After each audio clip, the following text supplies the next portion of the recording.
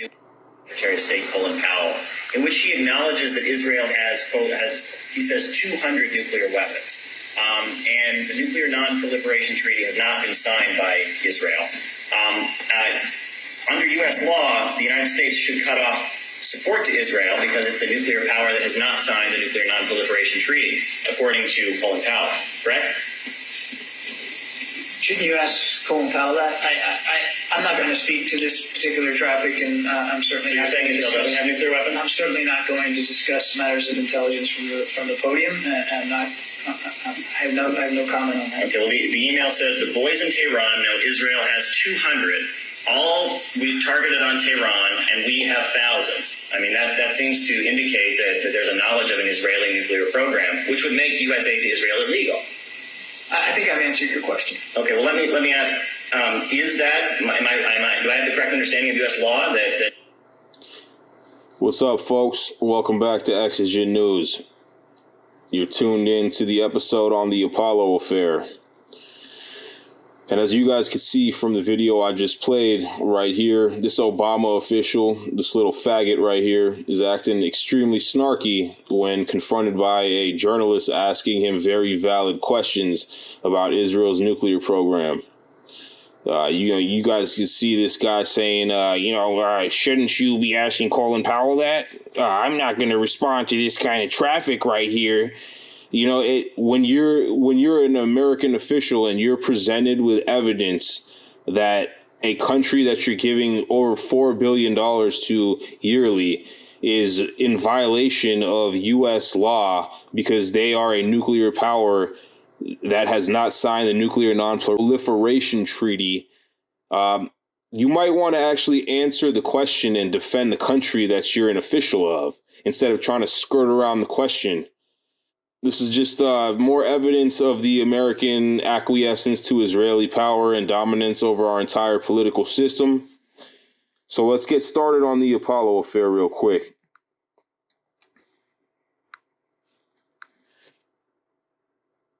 So the Apollo affair was a 1965 incident in which a U.S. company, Nuclear Materials and Equipment Corporation, NUMEC, in the Pittsburgh suburbs of Apollo and Parks Township, Pennsylvania, was investigated for losing 200 to 600 pounds of highly enriched uranium in 1965. The FBI investigated Zalman Shapiro, an ardent Zionist, the company's president, over the loss of 200 pounds of highly enriched uranium. After investigations by the Atomic Energy Commission, the Central Intelligence Agency, and the Federal Bureau of Investigation, other government agencies, and inquiring reporters, no charges were ever filed. Just think about that. A company that lost 200 to 600 pounds of highly enriched uranium had no charges ever filed against it. How the fuck is that possible? Okay, continuing on this article. A General Accounting Office study of the investigations declassified in May 2010 stated, "We believe a timely, concerted effort on the part of these three agencies would have greatly aided and possibly solved the NUMEC diversion questions if they so desired to." All right. Some remain convinced that Israel received 200 pounds of uranium from NUMEC, particularly given the visit of Rafi Eitan, later revealed as an Israeli spy who was later involved in the Jonathan Pollard incident. All right. So what you have here is an American company that was enriching uranium that was run by a Zionist Jew scientist, Zalman Shapiro, who just so happened to lose 200 to 600 pounds of highly enriched uranium. And most people in the intelligence agencies and the intelligence community believe that this lost uranium went to the Israeli nuclear program. So here is yet another example of one of our supposed allies stealing from us again. And as I've covered on this show many times before, Israel has been caught spying on the United States and stealing technology from the United States many, many times. So getting into who Zalman Shapiro is, it's this fucking little greasy cocksucker right here. American chemist and inventor he had a 2009 patent on how to make the commercial production of diamonds cheaper. Of course he did. All right, so he founded Nuclear Materials and Equipment Corp. in Apollo, Pennsylvania in 1957. So this is the guy who founded the company that gave the uranium to the Israelis. So we got to all watch out for who we let in charge of and who we let charter corporations in America, because they might end up being assets of a parasitic apartheid state halfway across the world. And we might be ending up giving them nuclear materials that they are most likely blackmailing the planet with against us. So a lot of people in this anti-Zionist community can't wrap their heads around why a small little shithole apartheid state, Israel, halfway across the world, has so much sway over the governments of the planet. And the fact that they have a secret nuclear program might very well be the reason why. And we should not rule out nuclear blackmail as being one of the reasons why Israel is able to have so much sway over the entire planet. So let's get to a intelligence document. This is an actual government document right here regarding the Apollo incident from the CIA right here. Okay, so I'm going to read it in full. You are well aware of the great concern which exists at the highest levels of this government with regard to the proliferation of nuclear weapons, with the expanding use of nuclear energy for power and the greater civilian involvement with nuclear material. There is a real danger that clandestine traffic in these materials might occur. In this connection, I would like to bring the following matter to your attention. The Nuclear Materials and Equipment Corporation of Apollo, Pennsylvania, is one of the principal processors of nuclear materials such as plutonium and U-235, which, if diverted, could be used for weapons. Although NUMIC made periodic physical inventories and the United States Atomic Energy Commission performed a number of accountability surveys, a significant quantity of enriched U-235, possibly representing a cumulative loss over a period of years, could not be accounted for in the spring of 1965. These losses came to light in the closing out of a large contract. Okay, now going down to this bottom part right here, it says, it is critical for us to establish whether or not the Israelis now have the capability of fabricating nuclear weapons which might be employed in the Near East. Furthermore, introduction by Israel of such weapons into their arsenal might undoubtedly affect the Non-Proliferation Treaty, which has been placed before the United Nations by the United States and the USSR. Given the aforementioned circumstances, I urge that the Federal Bureau of Investigation be called upon to initiate a discrete intelligence investigation of all source nature of Dr. Shapiro in order to establish the nature and extent of his relationship with the government of Israel. All right, so how the Israelis hoodwinked JFK on going nuclear. Newly declassified documents reveal how David Ben-Gurion's mumbles and a trick sightseeing tour helped Israeli officials pull the wool over Washington's eyes on the real purpose of the Dimona reactor. So before JFK got assassinated, most likely by the intelligence agencies and possibly with the help and participation of Israeli intelligence, he actually came out publicly about Israel's nuclear program, saying that they needed to disarm and they needed to cease all nuclear activities. All right. And so right here, you guys could see in the subtitle right here, it talks about the Dimona reactor. Now, if you guys don't know, Dimona is a city in Israel in the Negev desert. All right. So if we can get a map view of this right here, you guys could see it's kind of basically in the center east of the country. And this is where the Israelis' nuclear program is stationed at.